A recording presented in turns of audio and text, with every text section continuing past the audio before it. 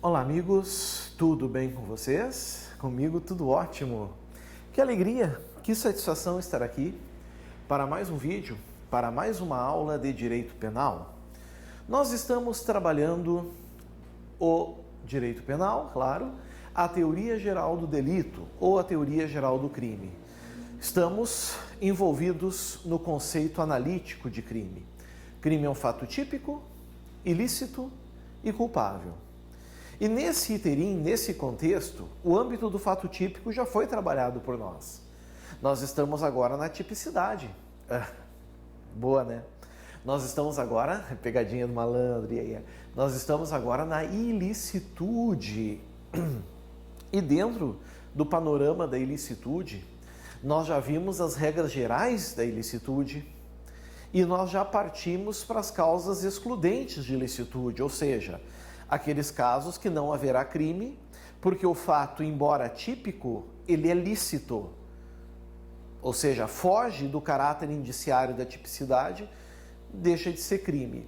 E aí nós analisamos já a causa supralegal, o consentimento do ofendido. E também já vimos uma excludente legal de exclusão de ilicitude, uma excludente legal de ilicitude, que é o estado de necessidade. Agora, nós vamos partir, então, para a segunda excludente. A segunda excludente é a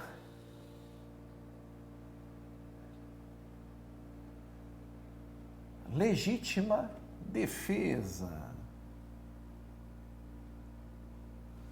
Legítima defesa. Está aqui. Senhores, vocês conhecem já o meu modo de trabalhar. Eu trabalho por tópicos, eu trabalho por itens, não é verdade? Então, a gente vai seguir assim. Vamos começar com o item 1. E o item 1 eu vou fazer uma introdução ao tema, para que a gente possa pisar firme na legítima defesa. Aqui está introdução. Amiguinhos, olhem só, se liguem aqui. O que acontece, pessoal? A legítima defesa é um instituto muito aberto, muito amplo. Em que sentido? Primeiro, que o direito de se defender é inerente à condição humana. A gente exerce a legítima defesa no âmbito geral desde o nosso nascimento. Desde o nosso nascimento nós estamos nos defendendo, seja do mundo, seja no âmbito pessoal, seja no âmbito profissional, seja em relação à nossa saúde. Nós temos um vírus agora aí, né, assolando o planeta, e quando eu estou gravando esse vídeo ainda não tem a vacina. Então, nós estamos sempre em plena defesa. Por isso que é um instituto usado no direito penal em praticamente todo o mundo, todos os códigos, o direito penal comparado sempre traz a legítima defesa e, inclusive, em muitas situações, ela não tem nem previsão legal. É analisada em cada caso concreto. Por quê? Porque muito legislador entende que não teria sentido prever, colocar na lei algo que já é inerente à condição humana. É como se no Brasil a gente colocasse respirar. É direito respirar, não tem sentido. Todavia, com o passar do tempo, se percebeu, principalmente pela natureza humana como um todo, num aspecto global, que era preciso estabelecer regras para evitar, amigos, aquilo que a gente chama de autotutela ou vingança privada. Se não estabelecer limites para a legítima defesa, qualquer comportamento humano poderia ser usado como legítima defesa.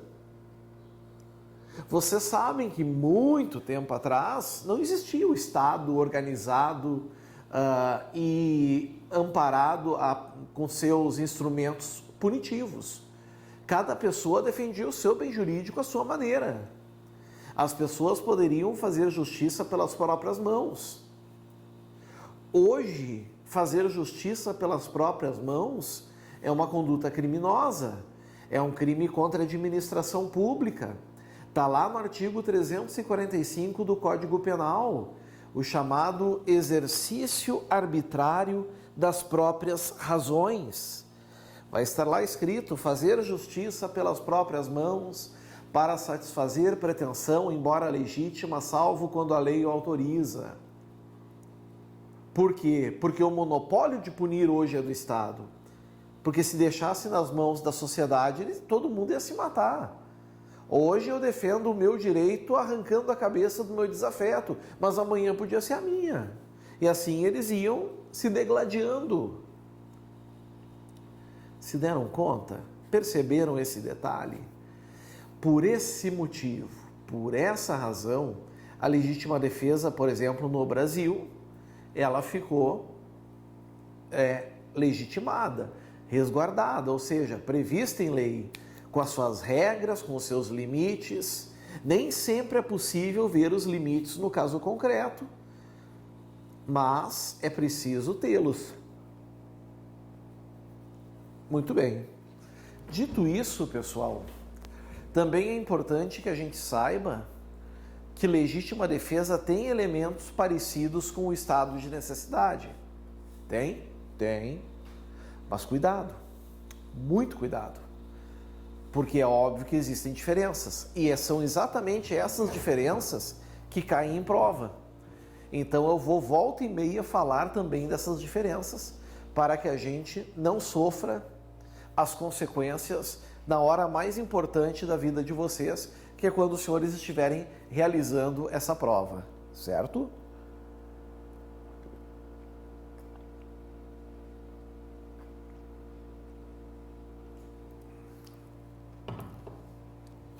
Bom, dito isso, nós vamos para o item 2.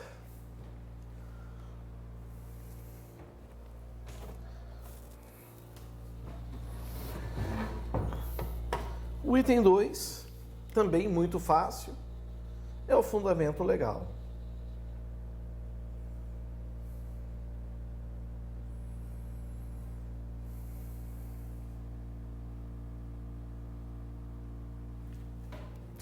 Prezados, o fundamento legal do artigo 20...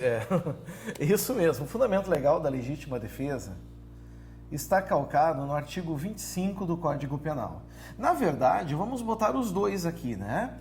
Artigo 23, inciso 2 do Código Penal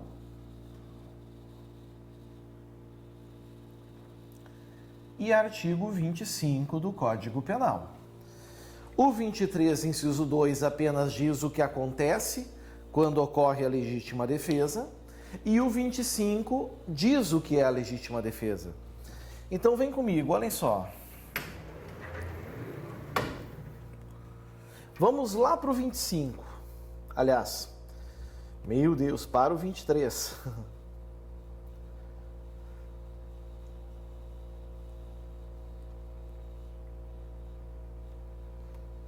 Vamos chegar nele.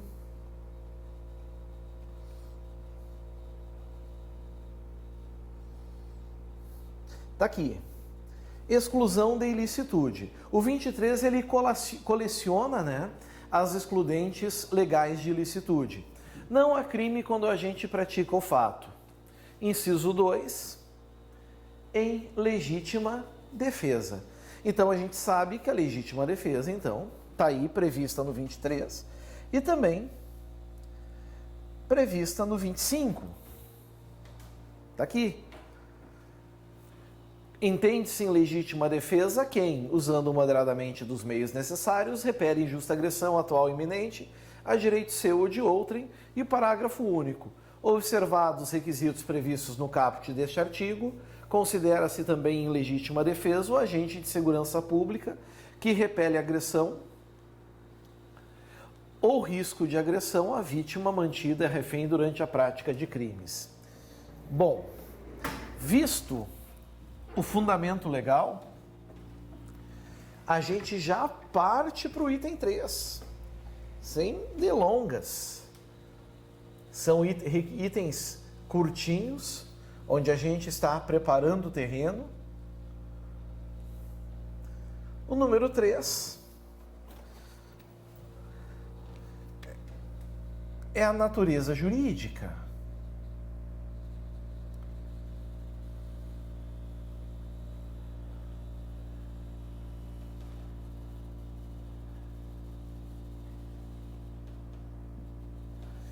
E a natureza jurídica, amigos, não é que ela é fácil, ficou fácil agora para os senhores perceberem. E por que ficou fácil? Ficou fácil porque a gente o tempo inteiro fica marcando presença nisso, né? Certo? Fica martelando. A gente sabe que funciona a legítima defesa como uma causa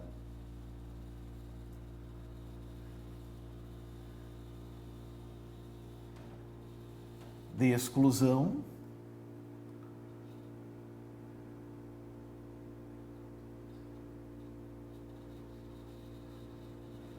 de ilicitude. Está aqui. Uma causa de exclusão de ilicitude. Lembram da escadinha? Fato típico é 1, ilicitude é 2, culpabilidade é 3.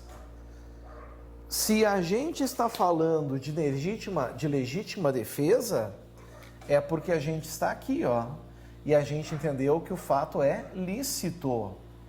Logo, não há ilicitude. E a gente viu que o fato é típico.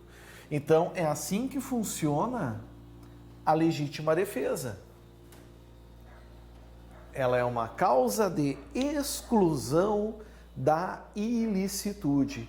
Quem age em legítima defesa pratica um fato típico, mas lícito.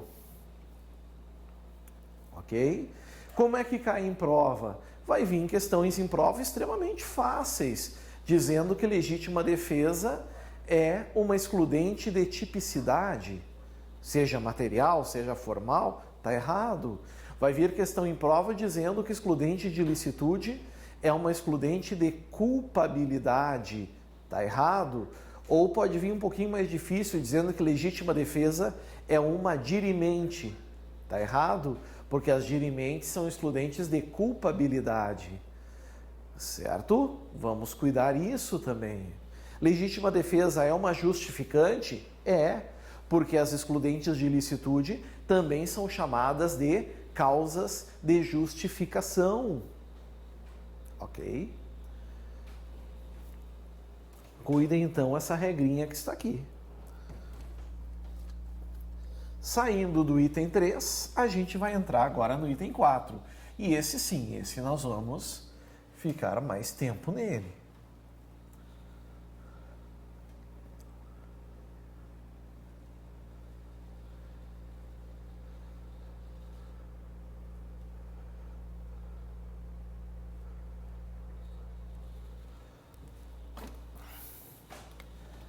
Item 4. O item 4, meus amigos, são os requisitos. Eu tô para dizer para vocês que é um dos itens mais importantes, que mais cai em prova.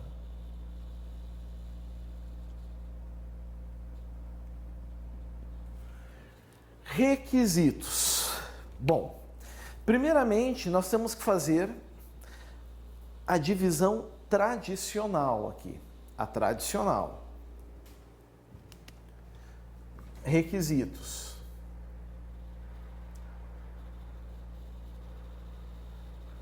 Objetivos. E lá embaixo o requisito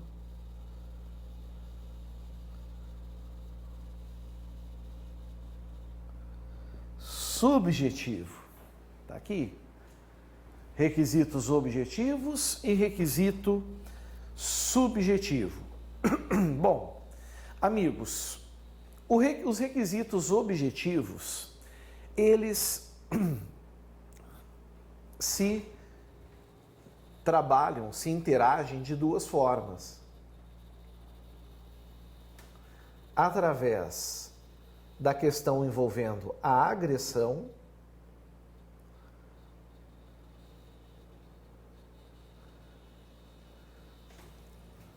aqui está, e envolvendo a reação.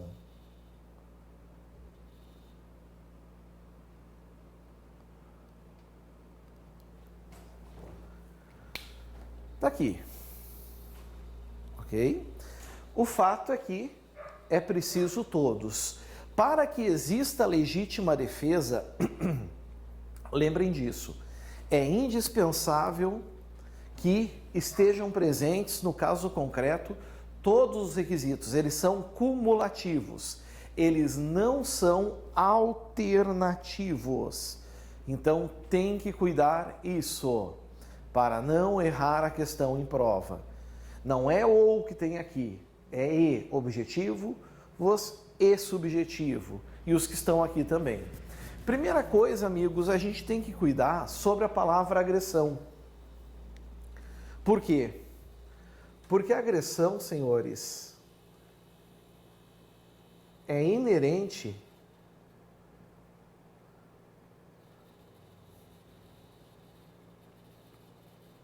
ao homem. A agressão é inerente ao homem por quê? Porque o fato de agredir exige, pessoal,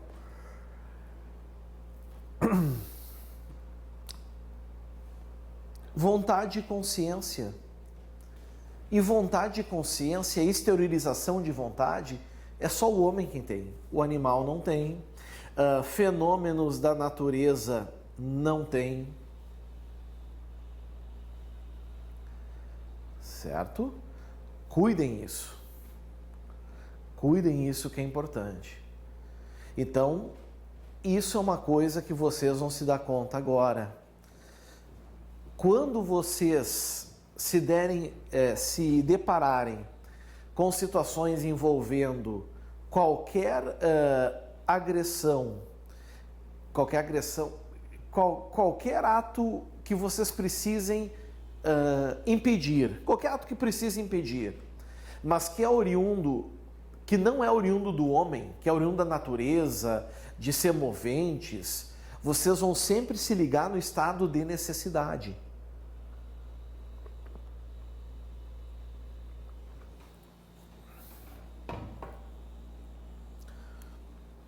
Porque a legítima defesa, ela reclama uma agressão.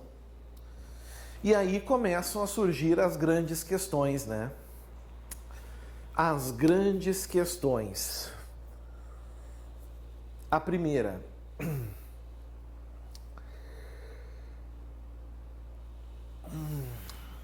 Como é que fica a questão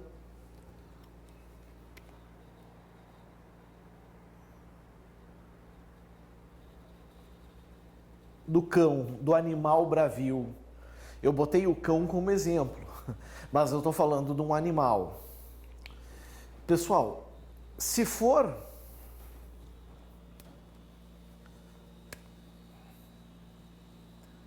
sem a participação humana,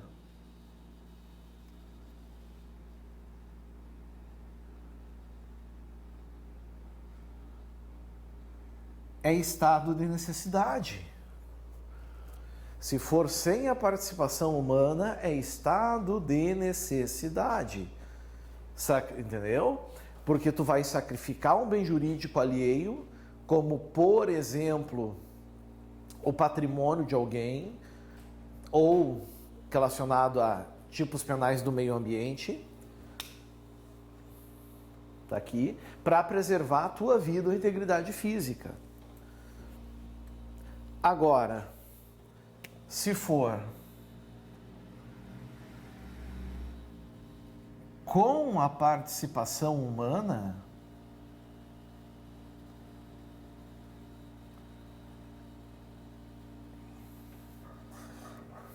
aí vai brilhar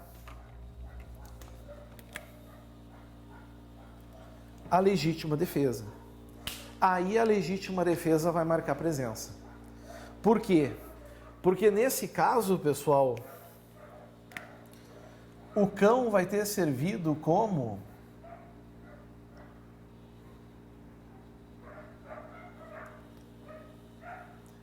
instrumento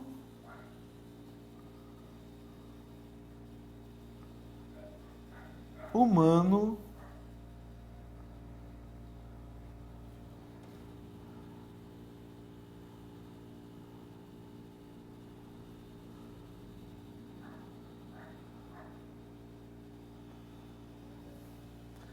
para a prática de crime. Algumas pessoas chamam isso de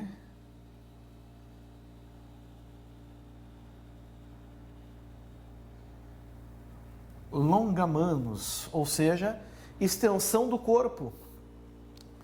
Então, como é que eu vou saber em prova como eu devo me comportar em relação a uma questão dessas?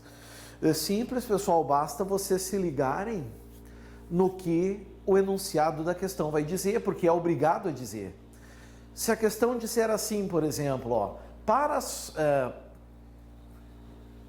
pensando assim, para repelir a súbita arremetida de cão feroz, Maurício saca da arma de que dispunha matando o animal. Ah, alguém vai pensar, pô, repelir, eu decorei o artigo da legítima defesa, então é legítima defesa. O problema não é esse. O problema é que está errado não pelo repelir, mas pela expressão súbita arremetida.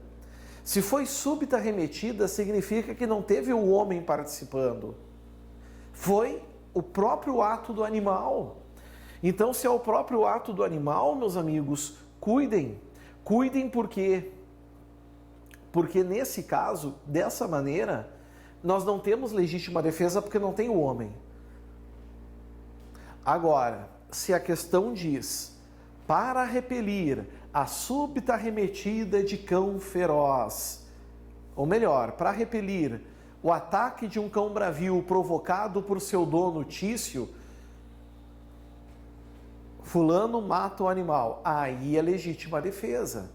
Por quê? Porque o animal está sendo usado como instrumento para o crime. O João, sei lá, podia estar usando uma faca, um revólver, um punhal, estava usando o animal, estava usando o cachorro nesse exemplo. Pode ser um touro, pode ser um ganso, enfim, o que for. Isso cai muito em prova, então cuidado. Com participação humana, o uso do animal, legítima defesa. Sem participação humana, estado de necessidade. Ok? Mas, pessoal, o que nós temos que saber ainda?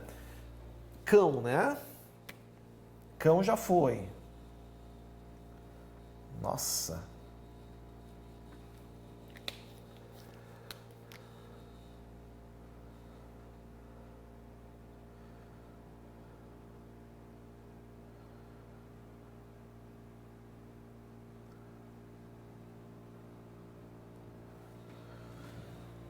A questão agora do inimputável. Como ficaria a questão do inimputável? Bom, a inimputabilidade é uma excludente de culpabilidade, tá? São pessoas que praticam fato típico e ilícito. Ou seja, objetivamente, elas estão, na verdade, praticando o injusto. Então, embora exista uma pequena divergência na doutrina, entendendo que repelir um ato de um inimputável seria estado de necessidade, porque ele não teria como ter a noção plena de que estaria agredindo, entende-se que aqui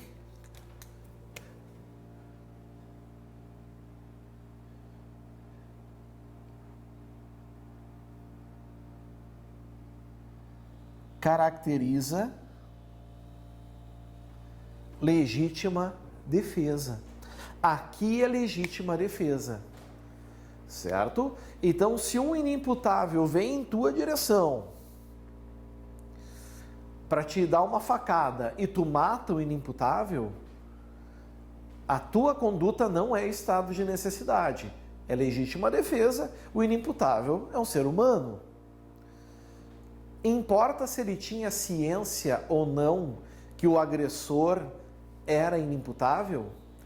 Para a existência da legítima defesa, não. Certo? Para existir, não. Todavia, o que se tem visto na modernidade é que, se por acaso o indivíduo, se por acaso o sujeito, se por acaso o agente tinha ciência de que o indivíduo era um inimputável, tinha uma doença mental ou algo assim, o juiz vai analisar com mais cautela os requisitos, por exemplo, do uso moderado dos meios necessários. Isso sim, ok? Mas, para trocar de estado de necessidade para legítima defesa, por exemplo, não, isso não. Outra coisa, existe uma pequena linha de entendimento que diz que o cadáver, certo? O cadáver também pode ser, como eu posso dizer, uma dos polos da legítima defesa, mesmo que ele não tenha mais direitos e deveres, não seja mais titular de bens e direitos e deveres, né? Vocês sabem que existem crimes contra o sentimento religioso e o respeito aos mortos. Então, se uma pessoa tentar ir lá profanar uma sepultura, eu posso agir para defender a memória daquele morto, por exemplo. Existe uma linha de entendimento também nesse sentido. Agora, para terminar essas regrinhas da agressão, vem a grande questão aqui.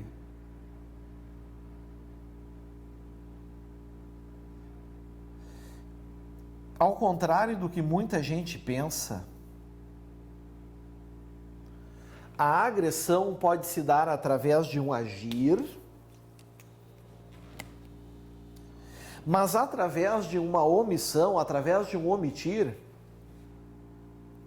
também.